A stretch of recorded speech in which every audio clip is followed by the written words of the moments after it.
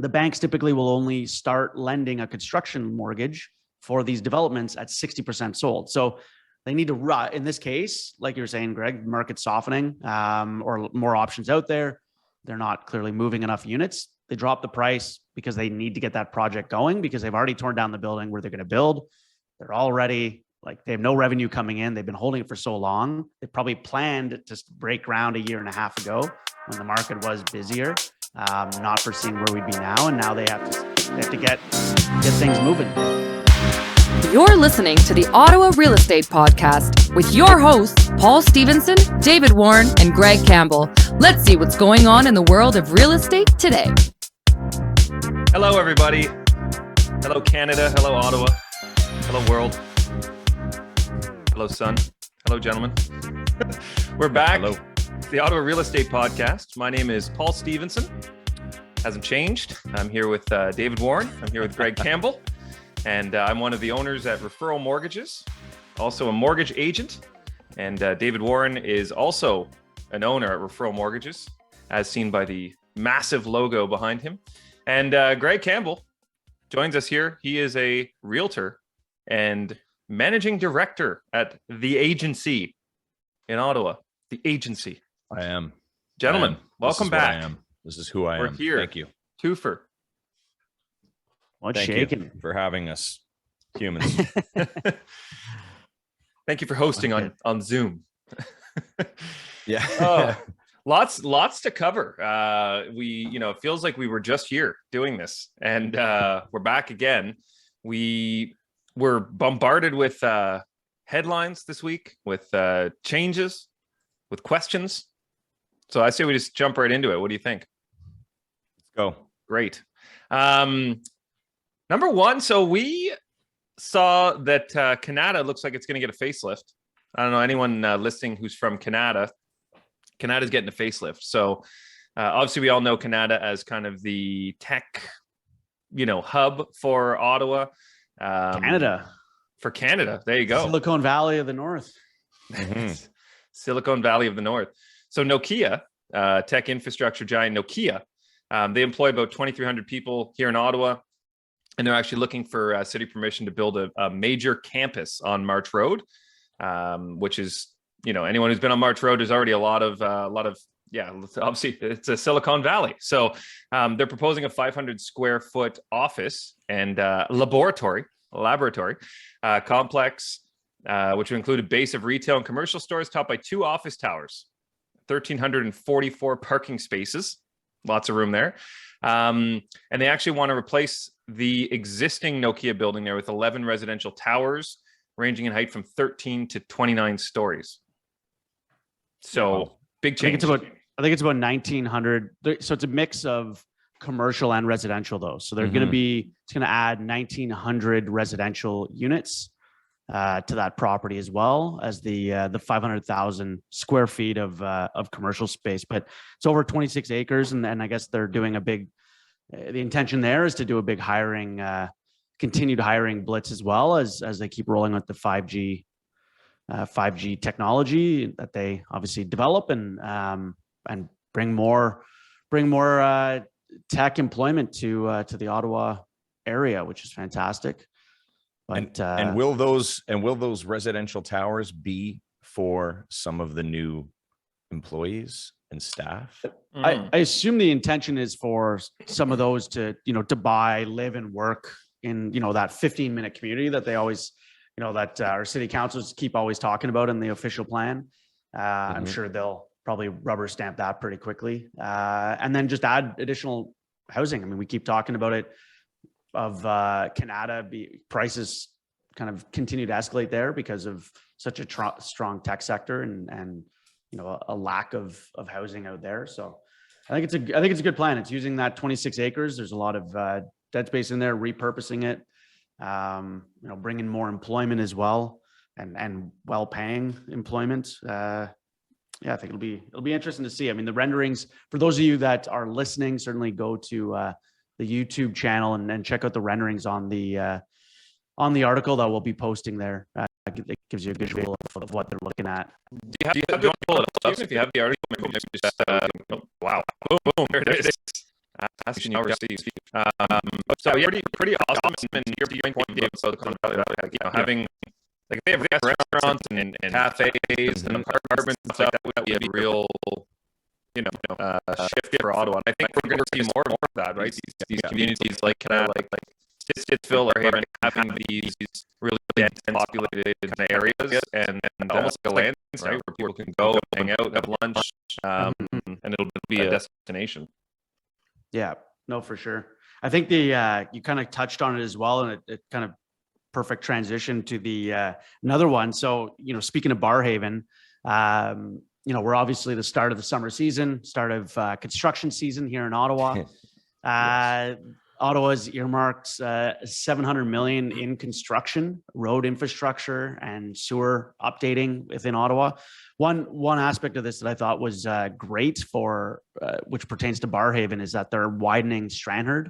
So they're doing a huge infrastructure lane increase along Strandherd. And those of you that live in Barrhaven or pass through there know how celebrating. That it's kind of one lane each way, and it's really very much congested. So they have a statistic that they're expecting population growth in Barrhaven to be 37%, to grow by 37% by 2031. So over the next 7 years, compared to the rest of Ottawa, which is a growth of 19%.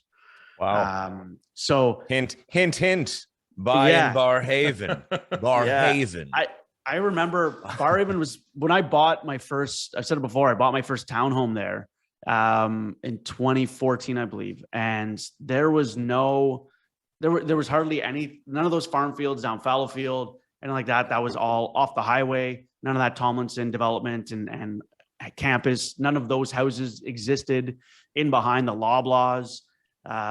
It's crazy just in the last 8 years, how much it's exploded.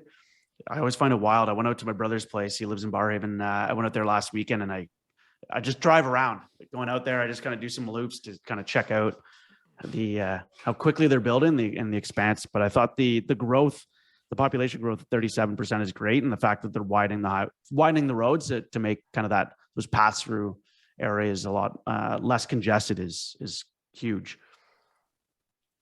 I don't know if you do you see. I mean, you obviously deal mostly a lot in the East End, Greg, but do you hear of, when you're talking to people at Barrhaven, of the kind of, does it come up quite often in your conversations with clients? Or Barrhaven, it's just Barrhaven it's the same in every part of the city. I think everybody just wants to be in a certain place for whatever reason, and that's the topic at the time. But I've been out there recently. I've got a listing coming up in Barrhaven actually, and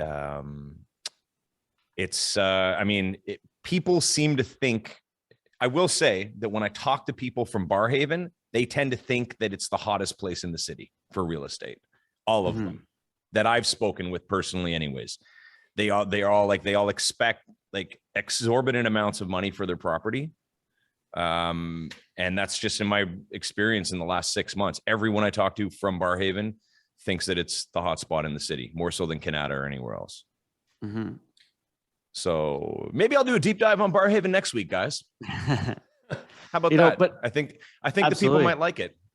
I think so. I think in this article of what the city's expecting as well. We keep talking about, we obviously talk about prices and where they're going and supply and demand and all that. I mean, even in this article alone, and it's kind of glossed over, but they're also expecting by 2031, which sounds like it's really far off, but really it isn't. That Ottawa itself will grow by 19%. So that's a pretty big growth rate that they're expecting and that's probably on the conservative side, I would think. But being just over 1 million, that's adding 200,000 people to Ottawa over the next 8 years. Where do you think where are those people going to live? Yeah. Where that obviously that demand is going to drive up prices. So I think there'll be, my question now though is, if this is supposed to happen by 2031, what happens when Agenda 2030 happens, when we will own nothing and be happy? Is that going to happen? And then none of this will matter. Tow rep doesn't matter anymore. Just a bunch of coach houses lining the street. Just had to throw that in there just because of the date, the timing. It's interesting. The three of us growing up in the East End too, it's funny to see all these neighborhoods just exploding because, you know, Barrhaven was definitely, I don't even like just non-existent. Stittsville used to be where we'd go on Sundays for the flea market, and it seemed like it was in Toronto, like it seems so far away. You know? So now they're being the hottest neighborhood, and they feel like they're around the corner now, right? Ottawa seems like such a small city, but as you age, I guess things become your perspective shifts as you get older. I mean, I like Barrhaven. I think it's got like a lot of great features. You know, I'm not living Someone needs there, to own but a restaurant called like the Barrhaven. You know, Barrhaven. Yeah. I love pronouncing it like that. Barrhaven. Anyways, okay. HELOCs, Dave. I know we got a lot to pump through. So I want to. You were showing us before some changes potentially coming for HELOCs. Yeah, the home equity lines of credit for listeners who for jargony. Yeah. So a lot of people don't realize that when they have a secured line of credit, a HELOC, a home equity line of credit, a TD Flex line, BMO Ready line, like everyone, all these banks have different. Yeah, everyone has these different, names for them. They're secured lines of credit. They are a mortgage. A lot of people think or say whenever I speak to them, Paul, I'm sure you get this all the time. No, I don't have any mortgage. And then you pull a credit. Well, what's this $300,000 secured line of credit? Oh, well, that's just a secured line of credit. It's secured as the house. Well, that's a mortgage. So what has kind of come up that OFC is looking at, who oversees the banking and mortgage industry, and making some changes to HELOCs and really tightening down on them. They don't like how much it's being marketed. They don't like how many people have it. Secured lines of credit or HELOCs, they are revolving in the sense that, you can pay them. The limit is opened up again. As you pay down the mortgage, it increases your limit. So as you pay your monthly payment, that limit continues to increase. So it gives you automatic access to equity. And so they really don't like that because it leaves a lot of debt or potential debt out there for consumers. There's a lot of arguments to be said. They're saying, this could be used for artificially propping up the economy. This could be used for increasing, purchases in the home market because people leveraging equity to purchase other property or taking on property in other countries where maybe that debt load becomes too high. Rightly or wrongly, they really want to clamp down on it. They're saying that they are likely next year, and it's basically the superintendent basically said they're going to make significant changes. And really what they're looking at is tightening up, number one, how you qualify, that likely clamping down that it doesn't just increase as you pay down the mortgage. It doesn't automatically increase. And if you want an increase to it, you need to re-qualify, and probably limiting how much you can get access to at a time, things like that. And then on the other side, with mortgages, with secured lines of credit, there are amounts of capital that a bank needs to keep in their reserves when lending. So it's a percentage, for every dollar that they lend out, they need to have X dollars in reserves at that institution. With a HELOC, they're looking at increasing that. So what does that mean? It means that it costs more for the bank to hold those funds, which obviously they'll just pass on to consumers, and which will drive up the interest rates on these as well. So there's a lot of implications with it, but it's something that they are looking at. So those of you that have them are thinking about getting them, something to consider, or maybe get before they shut them down next year. But something to kind of keep on the radar. Yeah, something to keep on the radar. But banks use it, really seldom on most mortgages, and these are only available for mortgages that are unconventional, meaning that they are more than 20% down. And but banks use them as a marketing tool because they know that the more product you have with a specific bank, the less likely you are to move to another bank. And with a mortgage, when you have a HELOC, the type of registration on the mortgage. You can't just easily transfer your mortgage to another bank. It's collaterally charged. It's a different product. You have to refinance it, meaning that you're incurring an appraisal cost, you're incurring legal fees. So they know that these added fees are going to hold somebody back from moving. So they're not always offering it to you, whether if you don't need it, it's not always wise to get it or take it. They are really just looking to saddle you with that bank or hold you to them and make it more difficult to shop around when your term is up or look at other banks when rates change or lower, things like that.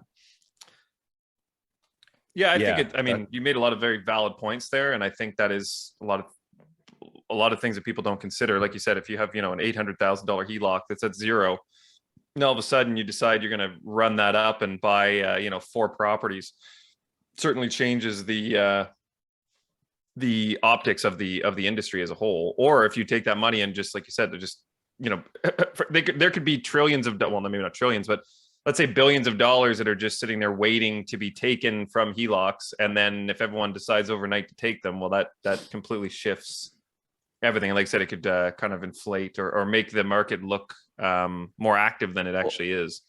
Well, so to that point, so right now, they're saying that there's 737 billion of readvanceable mortgages in Canada. So meaning instead of trillion, that was pretty close.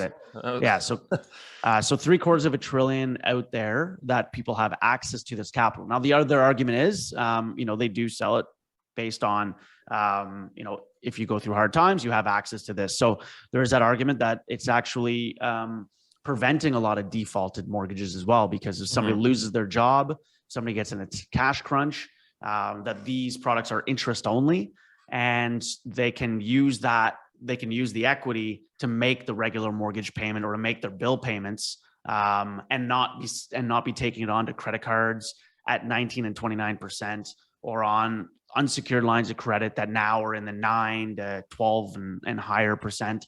So there is that other argument of it, that they can be used in a manner that, if they could be artificially propping up somebody's financial picture, but that's better than them going to the the unregulated credit card and unsecured market that nobody that they don't really talk about much or care about. Oh, the capital-based visa companies.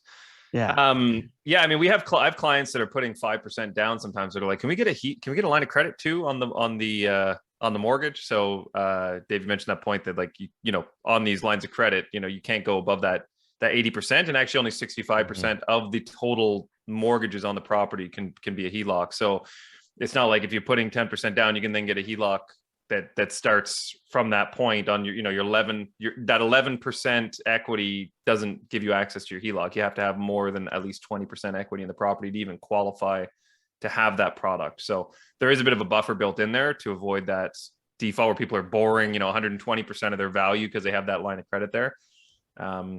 But yeah, so that's a very interesting shift that we'll see. There's going to be a lot of changes. We're going to see a lot of changes in the coming years. Yeah. Yeah. I think we're coming into the era of smarter borrowing. I think people are getting a little bit smarter finally. And I don't know. I just see this whole next 5 years, especially, to be a big shift in what people spend and how they spend it and how lenders look at everything. Right. I just think it's time for everyone to be a bit more responsible. I think no matter what, we've talked about it before, all these changes that we keep talking about, or tightening of lending, things like that, bringing in stress tests or higher stress tests, whatever it may be. There has always been changes to the mortgage industry. There's always been, we've been at higher interest rates than we are now, significantly higher. There's been shifts from that 0% down 40-year amortization, to where we are now of 25-year and 5%. People continue to buy. We have, prices continue to go up. There's still that demand until, it's going to continue to, people are going to continue to want homes as long as Canadians have that obsession with housing. And so that's really us as a mindset, have that obsession with housing, whereas other countries don't. And so people are just going to, they can make, all these changes can come into play, but there's always going to be ways for which people can borrow, leverage that property. If they want to acquire their property, they're going to find a way to do it. So, some of these instances like this tightening up of HELOCs next year, changes to down payment for rentals, things like that, people will just become more creative. And the unfortunate side of it as well is that people will then move to the alternative space. People are still, again, there's that obsession with housing. So instead of going to your traditional A lenders where you're getting it at, best rates and all that, they're moving into the alternative or private space where it's higher interest rates, interest only or what have you, where, people are still wanting those houses. There's still renters needing a rental property, and there's not enough rentals being built by whether it be the feds or, larger institutions. So kind of clamping down on mom and pop investors owning one rental property, or even if they own 5 rental properties, single unit rental properties, it's, clamping down on those isn't really a big impact to the marketplace, but people are going to continue to want to invest. So it'll be, and we talked about a lot a couple of weeks ago on the private lending side, how we think it's going to explode in the next few years. Yeah. And we're seeing it. As soon as 2018 hit and they made a lot of changes to the stress test, things like that, it pushed a lot of people over to the B space. And people were like, okay, well, I can't qualify with a traditional A bank. I'll go where they'll let me qualify with stretched income to debt ratios. And then those people have moved over to the private space or the mortgage investment corp space. So it'll be, as you said, Greg, it'll be interesting over the next 5 years how these changes come into play and how people adapt and how also banks adapt. I mean, they make money by lending. They don't want to slow down their lending. They've got shareholders to answer they to have as to well. get creative too. They need to generate profits. The government also needs them to generate profits because they need their tax. They need those corporate taxes as well for the economy to run. So it's, there'll always be that kind of funny game of make a rule change to stop the lending or slow it down, but then they'll let things to tinker or rates to go up for consumers to pay higher interest rates, which if it costs the banks more money, it's going to cost us more money. So either way, we'll see. We'll see. Thanks for the Dave show today. I know. Holy shit. Very informative. Yeah, it's good. How did realtors survive before Greg? Before the obsession with real estate? I just think of like Dave, you're talking about the 40-year AMs and zero down payment. Like I think of those times. And I think I just started the bank when that was happening, but like I don't remember real estate being in front of anyone's mind. It was like if you need a home, you might buy it. Now it's like, it's an obsession. Maybe just because we're in the industry, but yeah, it's an obsession. People are all like obsessed with it. The numbers, it's headlined, it's rates, it's rule changes. Like it seems like there's always something happening in real estate now, and it's just it's funny to think back of like what like the old days, like what it was like back then to buy a house. Different world. And now speaking of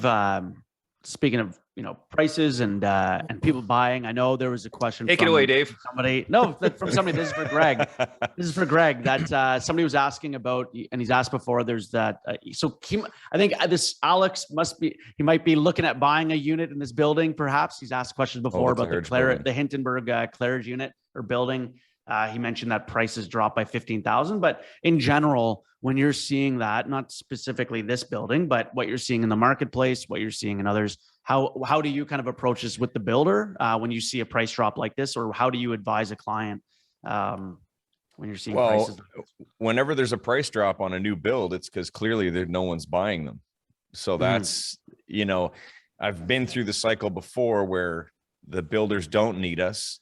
And then 6 months later, they're offering us 3.5% to bring in a qualified buyer. So are we going back to that style now because the costs are so inflated overall? I mean, I don't work a lot in the new build space, but you know what? I should bring somebody on the show. Yeah, I remember you saying about a year ago that it would be a good idea. The builders are basically not allowing realtors. Like, nope, we don't need you. No, realtors allowed. They didn't. And a lot of them still don't right now, but there are a few certain ones that do. And there'll be more of that, I think, because, it becomes, what do you do? Do you buy a new build at 810,000 with no upgrades, or do you buy one that's a year old at 800,000 with everything done to it and you can move right into it? So like how far is that? Is the new one at 810 going to be worth 900 in a year? Probably not. Whereas, 5 years ago, maybe, just because of the whole the market change. But now it's kind of like, well, I think we're at the top, so I don't know where the builders can go. And I mean, Dave, you were talking about like the cost to build alone is ridiculous. Ontario, the fees, the taxes, permits, all that stuff. Like these builders aren't, they're not charging these prices because they necessarily want to. It's because they have to survive and keep supplying. And we also, it's also, some people talk about. Sorry, we froze there for a second there, Greg. Oh, okay. I was just going to say that people talk about builders being greedy and out for profit. At the end of the day, we need developers as a society, because if developers aren't there and they're not making a profit, they're not going to continue building. If there's no incentive for them to build, we'll have no homes and prices will go up even more because the federal government is not building homes. We need the Claridges and the Mintos and, and these developers. So when people get on them about them just being greedy or looking for profit, well, yeah, it's a business. They're not a charity. They are looking for profit, but they need to be sustainable because, they need to hold property in a lot of cases for 8 and 10 years before they start being able to even think about developing it. And they hold it for that long. So that Claridge one that Alex is asking about, they've held that property for, I think, about 6 or 7 years. They've now torn down what was there. So they have no rental income coming in. The other tenant, where they built their sales center, that tenant, they had to, move out so they could build their sales center. So they have zero revenue coming in and they can only start their sales now. They can only get financing for that build when they hit 60% of the units sold. So the banks will only advance their construction unless they're self-financing it, meaning they're financing the project from their own savings. The banks typically will only start lending a construction mortgage for these developments at 60% sold. So they need to in this case, like you were saying, Greg, market softening or more options out there. They're not clearly moving enough units. They drop the price because they need to get that project going because they've already torn down the building where they're going to build. They're already they have no revenue coming in. They've been holding it for so long. They probably planned to break ground 1.5 years ago when the market was busier, not foreseeing where we'd be now. And now they have to get things moving. Yeah, and what's funny about these builds and how they offer commissions and or no commissions. I think it would be wise for builders just to kind of maintain a steady pace. There are a few that do it, but in the times when they don't really need us, they'll cooperate and then maybe they'll pay us like $500. Like I had one last week close. It was a new home. I got $1,000 Starbucks gift card, and I'd been working with this guy for months, showing him homes. Anyways, he decided to get new and it was fine. I got $1,000. So there's another case of me working, consistently with someone for a while. But of course I was like, no, if that's the house you want and I get $1,000, that's fine. And then it's like, you think about the builders who are, the money that they're making when they're only offering 1,000 or they're offering nothing. And then all of a sudden they can pay us 3.5% to bring a buyer.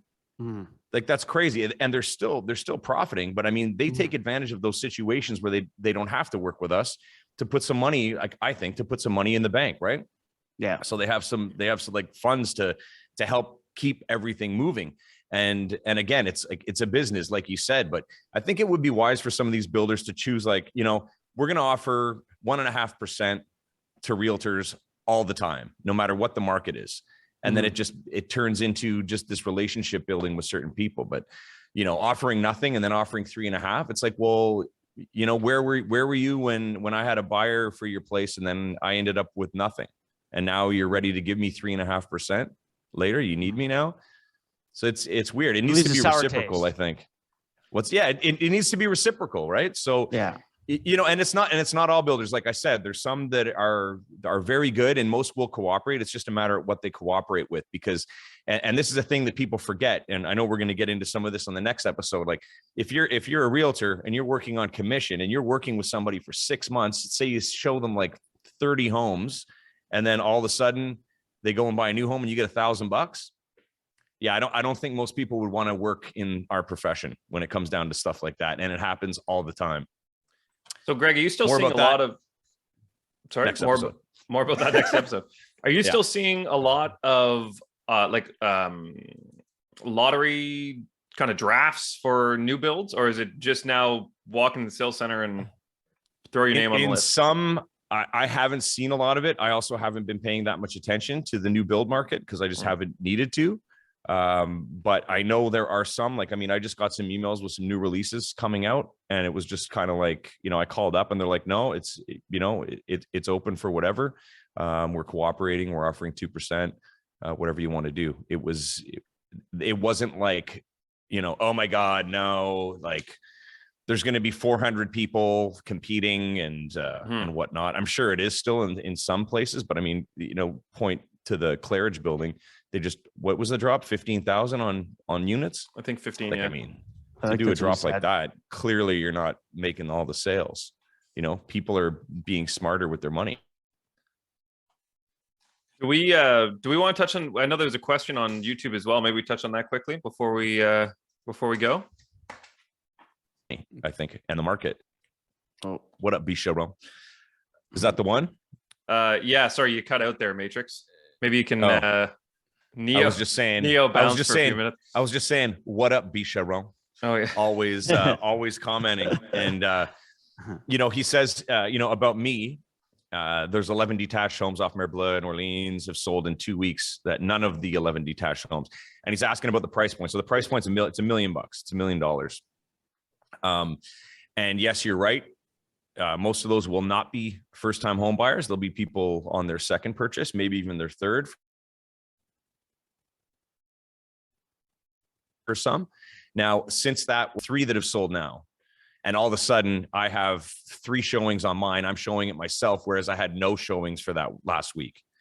So remember what I said, how like once one goes, it kind of just falls in place. And I think that's happening. So I think all of these are going to be gone in the next couple of weeks. Whether they do any price reductions or sell for less, that's to be seen. The ones that have sold for list price.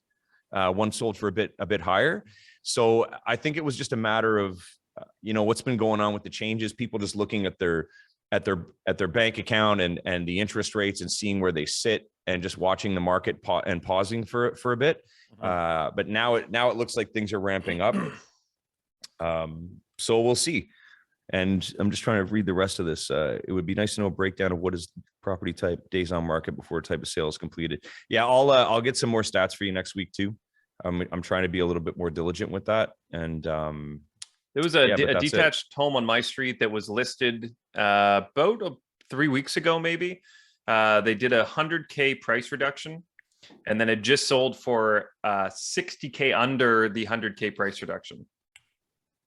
So there's a lot of yeah, it happens. Well, and I'll tell you guys something. So this happened to me the other day. This happened on Tuesday. So there was this property that came up in Stittsville. They were holding offers, and it was one of those properties. Like I said, if it's incredible, it will still sell over list, and it will get multiple offers immediately. So this house was fantastic. I submitted an offer for my clients on it. It had a pool, had everything. It was just really, really nice. But it still needed a few things. Needed some new appliances, whatever. Anyway, so it was at a 925. They paid $790,000 for it in June 2020. Okay, June 2020. Now we're May 2022. They paid $790. Listed at 925. I figured $1,050,000. I figured it may go for $1,050,000, which is what we submitted at. Sold for 1.25. So these guys just made almost a $500,000 profit just from buying that house at the right time. Crazy. It's like retirement fund. Yeah. So, I'm telling you the story about these 11 homes in the neighborhood that are this almost similar to this, but not all the bells and whistles, not selling for 2 weeks. And then this guy comes on the market 6 days, 500 G's profit. It makes no sense. Make it make sense. I guess. So many questions. Yeah. I'm going to roll into the mood boost because the theme of the day for the mood boost today is questions. I got questions to ask. Do it. All right. Question number 1. What did one DNA strand ask the other DNA strand?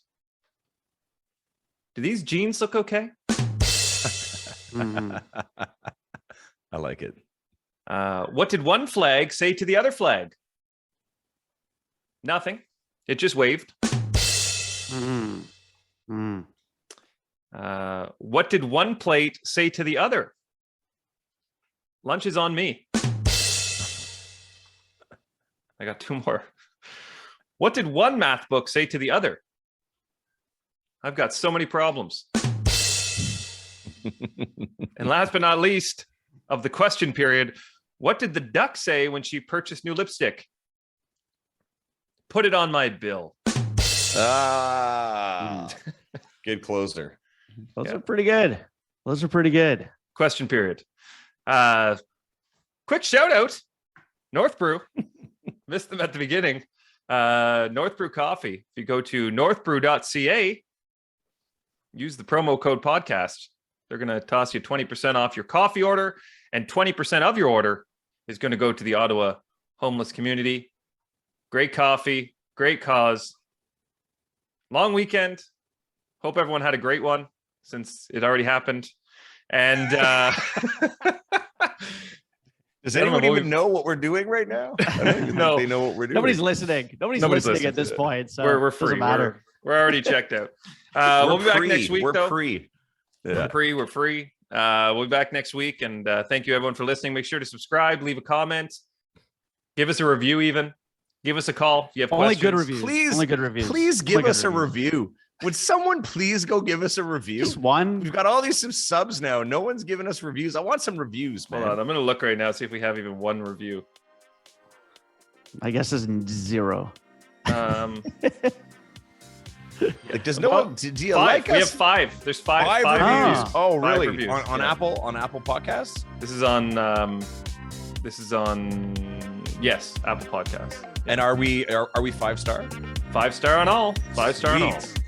5 I'm for gonna 5. promote that. Five or nothing. Five. Five. I'm gonna promote that shit on my socials. All right, gentlemen, enjoy the day, enjoy the week, and we'll see you soon. All right. Deuces. All right, deuces. Later. Thanks for tuning in, everyone. We hope you enjoyed today's episode. Please remember to like, share, comment, and subscribe because we'd really like that.